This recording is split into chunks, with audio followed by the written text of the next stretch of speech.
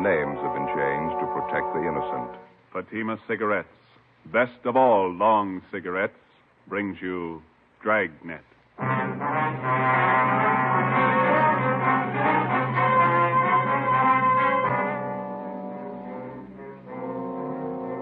You're a detective sergeant. You're assigned to homicide detail. A woman has disappeared, taken from her home by a man posing as a police officer. Your job, find her. If you want a long cigarette, smoke the best of all long cigarettes. Smoke extra mild Fatima. Yes, Fatima is the king-size cigarette which contains the finest Turkish and domestic tobaccos superbly blended to make it extra mild, to give Fatima a much different, much better flavor and aroma than any other long cigarette. That's why Fatima has more than doubled its smokers coast to coast.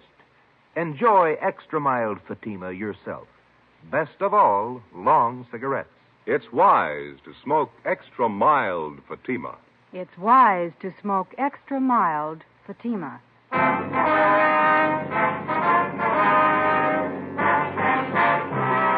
Dragnet, the documented drama of an actual crime.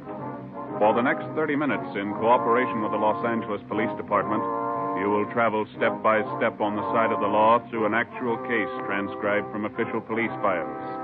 From beginning to end, from crime to punishment, Dragnet is the story of your police force in action. It was Tuesday, April 4th. It was warm in Los Angeles. We were working the night watch out of homicide detail. My partner's Ben Romero. The boss is Thad Brown, chief of detectives. My name's Friday. It was 10 minutes past 6 p.m. when I got to the basement of the city hall. Carpool.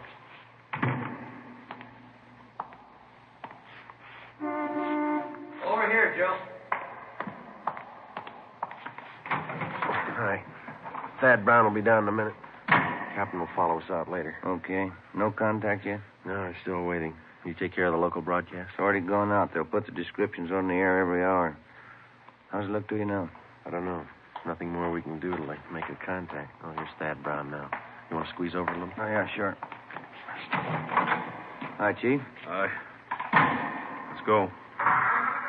Might as well take Beverly Boulevard, huh, Ben? Yeah, it's as fast as any. You got the address there, Friday? Yeah, it's 617 Paris Avenue, out by Echo Park. Who's covering the house now? Ross and Pacelli are staked out in a private garage across the street from the house. Donahoe and Wiseman are on duty inside the Kessel place. You want to smoke? Thanks. Light me one, will you, Joe? Yeah. But you got the story from the maid at the Kessel's house, is that right? Mm-hmm. You check it out? I'm pretty sure she's telling it straight. If anything's wrong, I don't think she's got a hand in it. Here you are, Ben. Okay. You got the call about 3 this afternoon? Mm-hmm. A few minutes after, we went right out and talked to the maid. How'd she tell it? She said she was fixing dinner about 2 this afternoon when the doorbell rang. She answered it, and a young man in a gray suit asked for Mrs. Kessel by name. He told the maid it was an emergency. Yeah? Well, the maid said Mrs. Kessel came to the door, and the man identified himself as a police officer. Told Mrs. Kessel her husband had been hurt in an accident, and she was to come right away. Man show his identification? Maid said no. Said Miss Kessel just took it for granted he was a cop. Yeah. Go ahead. Miss Kessel got her coat and left with the man. About an hour later, her husband, Professor Kessel, got home. He wasn't hurt. He hadn't been in an accident, and he hadn't seen his wife. As soon as he heard from the maid what had happened, he got on the phone and called us. What's the background on the husband, this Professor Kessel? He's supposed to have quite a name. He's a professor of philosophy out at Simmons College. That's a small school out near Glendale. Oh, yeah. Devout man, president of one of the local synagogues. Sure about the maid's story, huh? Sure as we can be. She gave us a good description of the man who picked up Miss Kessel. I got it right here. Yeah. Here. White male, American, 25 to 30 years old, 6 feet, 170 to 80 pounds, gray suit, gray head, brown shoes. How about the car he used? Late model Chevrolet, dark blue, white sidewalls. That's all the maid could tell us. She didn't notice the license. You better cut over on Westlake. That'll take us past the detour, won't it? Mm-hmm. This Professor Kessel, has he been told what to do? Yeah, he's been briefed. We've had a couple of men with him since this thing broke. He's taken it pretty hard. How old a man is he? Oh, his late 30s, wouldn't you say so, Ben? Pretty close to 40. Nice fellow. It's quiet. 2 kids in the family, just about school age, boy and a girl. This next one ought to be Paris Avenue. Yeah. There's a big gray house down there, Skipper, white trim. Don't park too close to the house. This ought to do it right here, don't you think? What time you got? It's 6:15. Almost dark. Where's the garage our men are covering from? Can you see beyond that light pole there, the white stucco place? Oh, yeah. Next one here's a Kessel home. Doesn't look very rich. Neither do the Kessels. I don't think they got much money.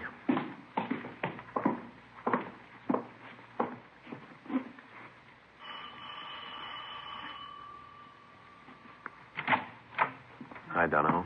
Come in.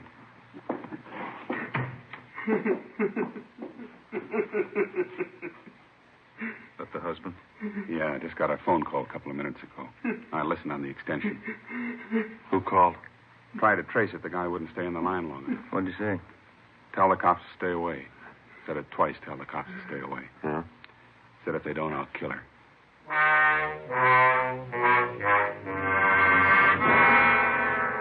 The Kessel house had already been placed under strict surveillance, and the victim's husband instructed not to contact the abductors without knowledge of the police.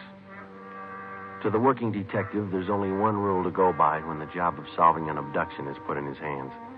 Find the victim as fast as possible, get the victim to safety, then go after the criminal.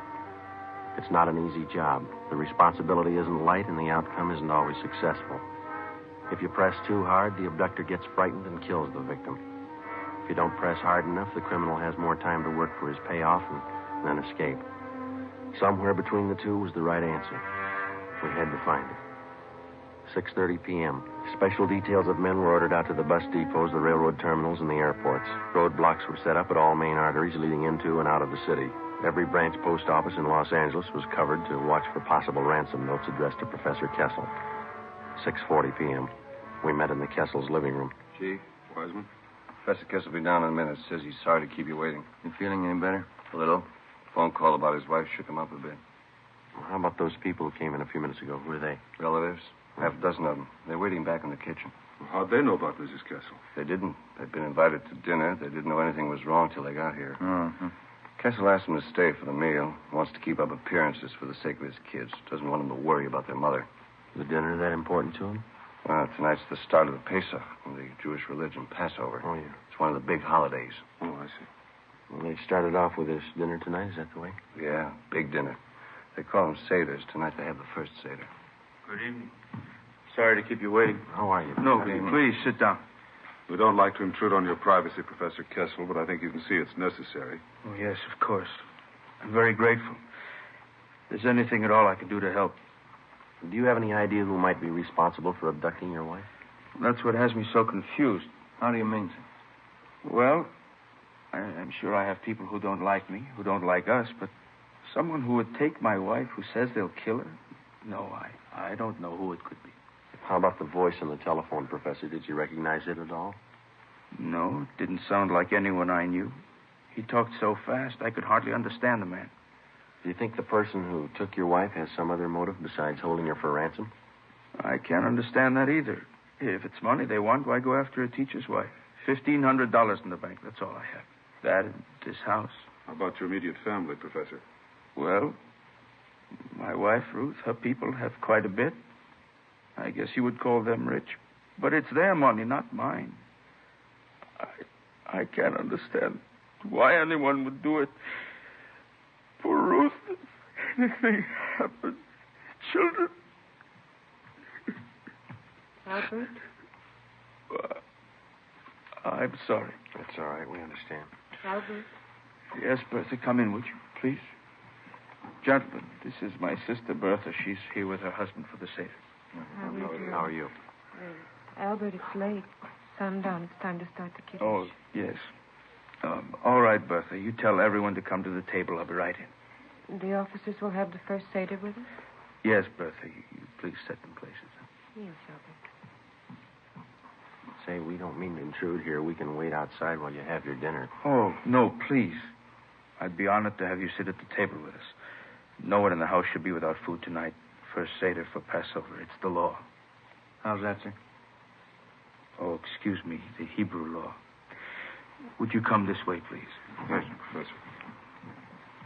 He turned and led us down the hallway into the dining room. A long white cloth covered the table.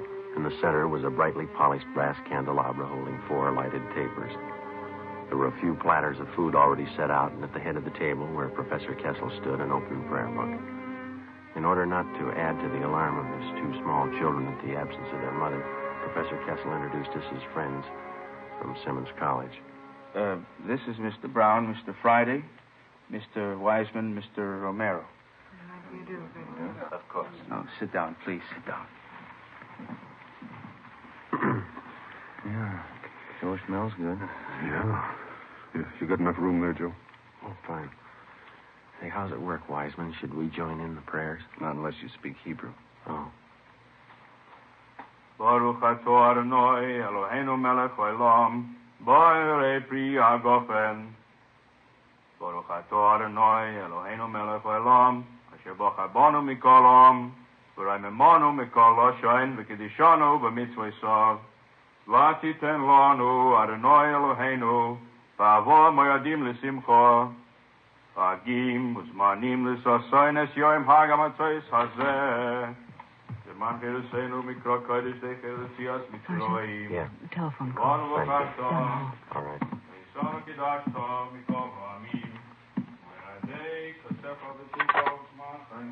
Friday talking. This is Lacey, Joe. Just got a call from the morgue. Yeah? They brought in the body a few minutes ago. They checked the description. Yeah? They think it's Mrs. Kessel. I went back into the dining room and told Chief Brown about the call. He told Professor Kessel. He said he'd finish as quickly as possible so as not to alarm the children and then go with us to the morgue to check the identity of the body. The prayers continued along with the dinner.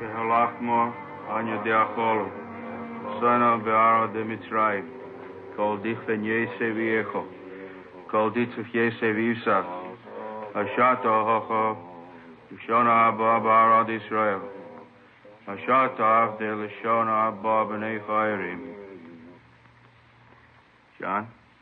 Yes, Papa. Manishtono halalo asher, mikol halelos, shebachol halelos anuchlin, hametzu matzah, halalo asher, kulo matzah. I'm sorry. Excuse me. Sure, you're a cold. Excuse me, I'm sorry. Halalo asher. Papa? What was it, Wiseman? What was the boy saying? It's part of the ceremony during the meal. He's supposed to ask his father certain questions about the Passover, and then the father answers him. I guess it was too much for Kessel. Sure broke him up. What'd the boy ask him? Why is this night different from any other night?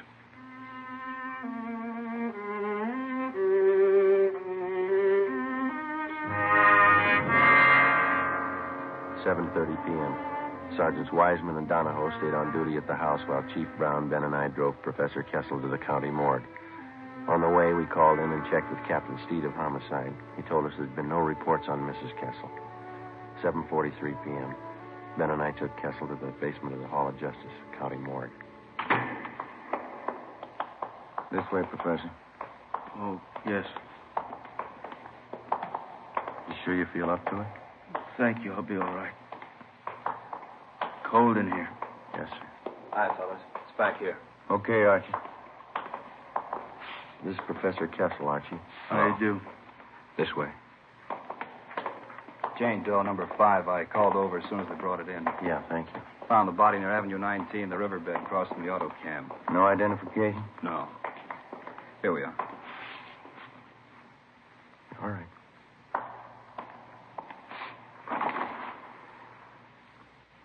Professor.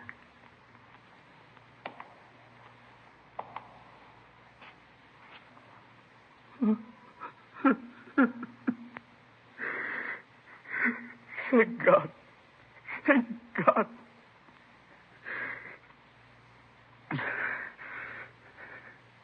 Professor? No, it's not my wife.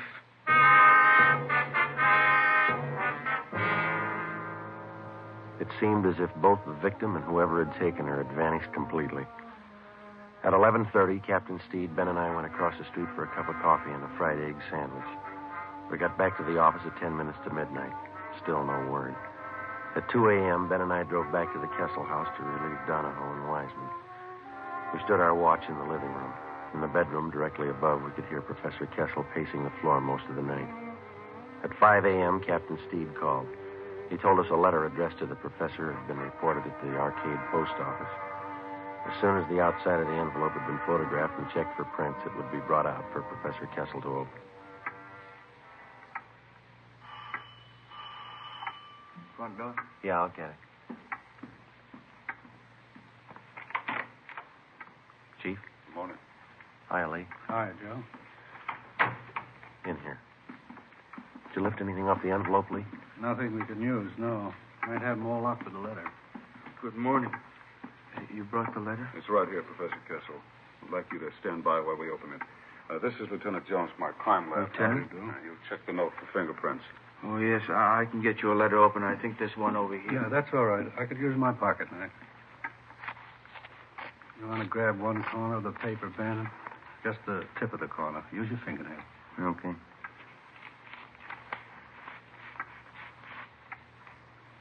And that does it. Open it and pin down these corners here. What is it, Fred? The words are put together with small printed letters. They all seem to be the same kind of typeface. Letters were probably clipped from a book, then pasted together to form these words. Who sent it? What does it say? Thanks, Lee. If you want to see your wife alive, have 30,000 small bills tonight. Tell police I kill her. Instructions follow in mail. No signature. 30,000. I haven't got the money. I can't get it. He'll kill her. Mr. Kessel, there's still a chance. But what can I do? I haven't got that much money. He says he'll kill her. What can we do? What we've been doing? Yes? Wait.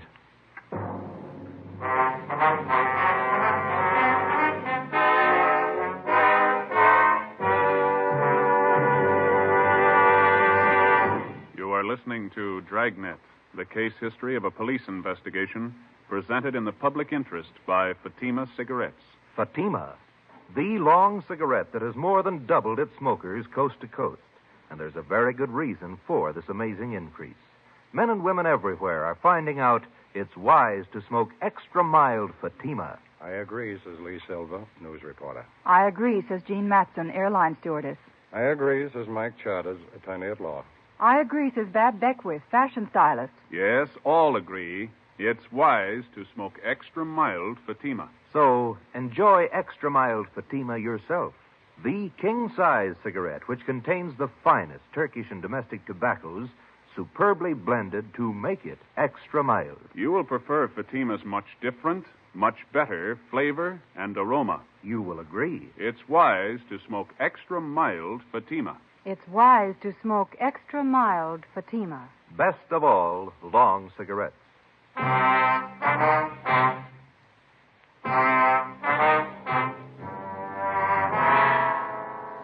Wednesday, 7 a.m. With the aid of an iodine fume gun, Lee Jones checked the extortion letter from Mrs. Kessel's abductor for fingerprints and other marks of identification.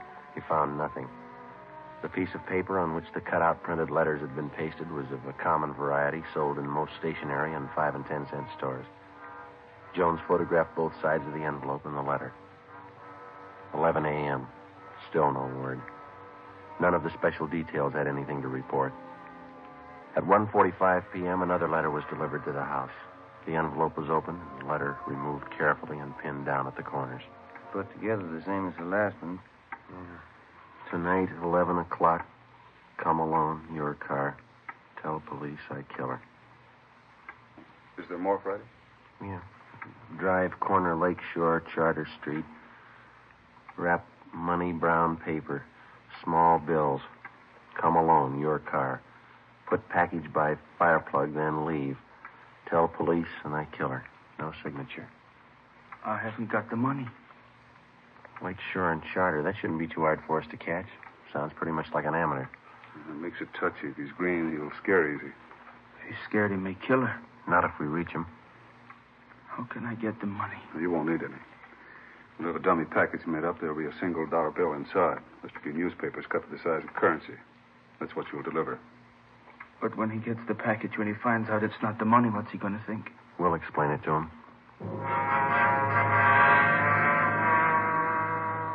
Starting at 10 o'clock that night, more than a dozen cars from the Detective Bureau circled the area around Lakeside Avenue and Charter Street, keeping a distance ranging from 3/4 to a full mile away so as not to scare off the abductor. Some of the cars were parked in service stations, some in private driveways. The neighborhood was located in the heart of a new veterans housing project. For a full 5 blocks in either direction, there were no buildings of any kind where we could keep an eye on the package of fake ransom money. The owner of one of the completed houses nearest the spot on Charter Street was contacted, and he agreed to let us use his home as a lookout point for the stakeout that night. 9 p.m. Ben and I took up our positions on the roof of the lookout house. We were equipped with 2 pair of night binoculars and a walkie-talkie. I could think of a few other places I'd rather spend the night. How well can you see that intersection from here? Comes in fine with these binoculars. The guy shows we ought to see him. Yeah, I better check with the captain again. What time you got? 9:25. Where's the skipper parked? Private driveway near Charter and Hayward. Friday to 105K. Friday to 105K. Come in. Yeah, Joe. Go ahead. Got a clear view of the intersection. Nothing yet outside of cramped legs. You reading me okay?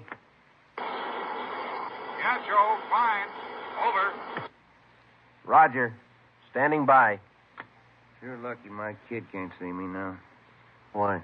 He'd never understand. Why should his father be sitting on top of somebody's roof late at night? He'd never get it. We waited. 10 o'clock came, 10:30. At exactly 11 p.m., as we watched through our night binoculars, we saw Professor Kessel drive up to the designated location 5 blocks away, place the fake package of ransom money by the fire hydrant near the intersection, and then drive away. 11:30, we waited. Midnight. 2 a.m., nothing happened. The package was still lying by the fire hydrant, undisturbed. Captain Steed checked with us periodically on the walkie-talkie. At 3:30 a.m., we were still waiting. At a few minutes past 6 a.m., Professor Kessel was directed to return to the intersection, pick up the package, and drive back to his home. His wife's abductor had failed to show. Maybe the suspect had sensed a trap. Maybe he had no idea of showing up in the first place. Maybe Mrs. Kessel was dead. We didn't know. 10 a.m., Thursday. No further contact from the abductor. A special detail from Homicide, including Ben and I, were ordered on a door-to-door canvass of the general area around Lakeside Avenue and Charter Street. After 7 hours of ringing doorbells and asking questions, we came across a Mr. Harold Olander, one of the longtime residents of the Silver Lake area. We showed him the general description of Mrs. Kessel's abductor. Yeah, that could be Thompson. Don't know for sure, though. Where did you see this Thompson, Mr. Olander? Oh, I saw him lots of times. He rents that cottage of mine down the street there. You see? The white one? Mm-hmm. Does this Thompson have a car? Thompson? Yeah, new one. I wonder if you could describe it. Chevrolet, nice looking. Blue color, I think. Could be, Joe. Is Thompson in the house now, Mr. Olander? Nope. Saw him drive away early this morning. I can show you the house if it's official police business. It is. Well, come on, then. I got the key right here. Cottage is just down the block there. See the one I mean? The white one? Yes, sir. How long's Thompson been in the house? 2 weeks tomorrow. You noticed anything unusual about him? Nothing special. Comes and goes at odd hours. Then a lot of people do. I don't pry. This house right here. Does he usually keep all the blinds drawn? Yeah, now that you mention it. A lot of people do, I guess.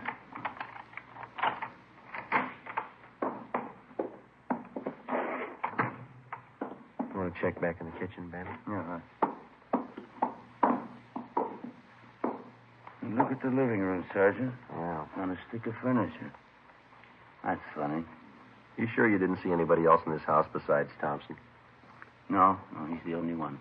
Looks like it, Joe. Found this woman's purse stuffed in one of the kitchen cabinets. This sales slip was in the purse. Let's see. This is Albert Kessel. Is there a phone here, Mr. Olander? Out in the hall. All right.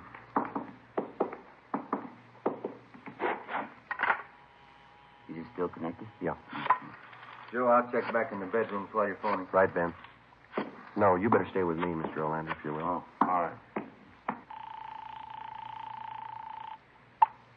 Hall. Homicide? Homicide? You any idea where this Thompson is now, Mr. Oliver? No, he comes and goes. I don't like to pry. Homicide, Steve. This Friday, Skipper, we got one for you. I've got one for you. Mrs. Kessel, she's been found. Mrs. Kessel was unharmed. She had no idea where she had been or why she had been suddenly released. All additional information which she could furnish on the suspect was immediately relayed to the entire state in an APB. 2 hours later, at a neighborhood garage Thompson patronized, we got his license number. We ran it through DMV and found the car was registered in the name of Charles Cottrell, 10115 Green Oak Drive, 7 p.m.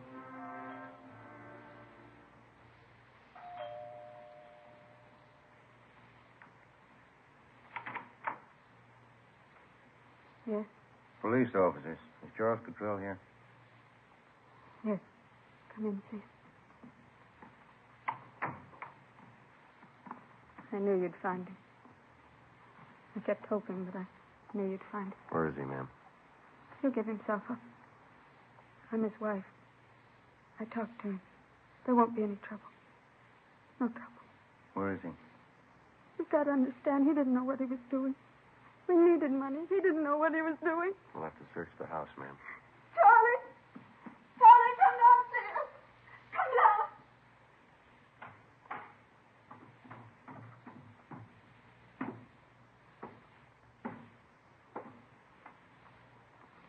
Get your hands behind your head.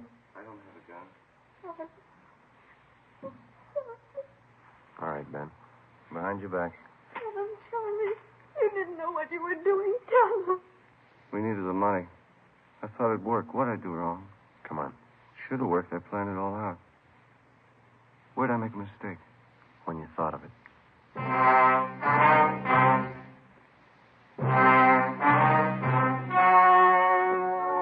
The story you've just heard was true. Only the names were changed to protect the innocent. On August 2nd, trial was held in Superior Court, Department 86, City and County of Los Angeles, State of California. In a moment, the results of that trial. It's amazing how many long cigarette smokers are changing to extra mild Fatima. Here is the actual report. From coast to coast, extra mild Fatima has more than doubled its smokers. Yes, more and more smokers every day are discovering that Fatima is the king-size cigarette that is extra mild. Extra mild because it contains the finest Turkish and domestic tobaccos superbly blended to make it extra mild, to give it a much different, much better flavor and aroma. Enjoy extra mild Fatima yourself. Best of all long cigarettes. It's wise to smoke extra mild Fatima. It's wise to smoke extra mild Fatima.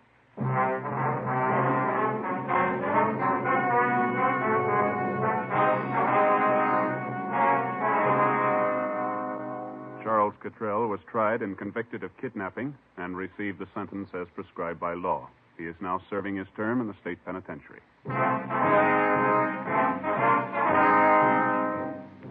You have just heard Dragnet, a series of authentic cases from official files. Technical advice for Dragnet comes from the Office of Chief of Police W.A. Wharton, Los Angeles Police Department.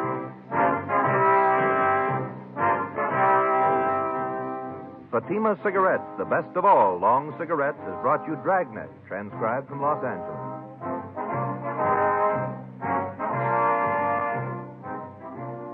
Next, here's Sarah Berner in Sarah's Private Caper on NBC.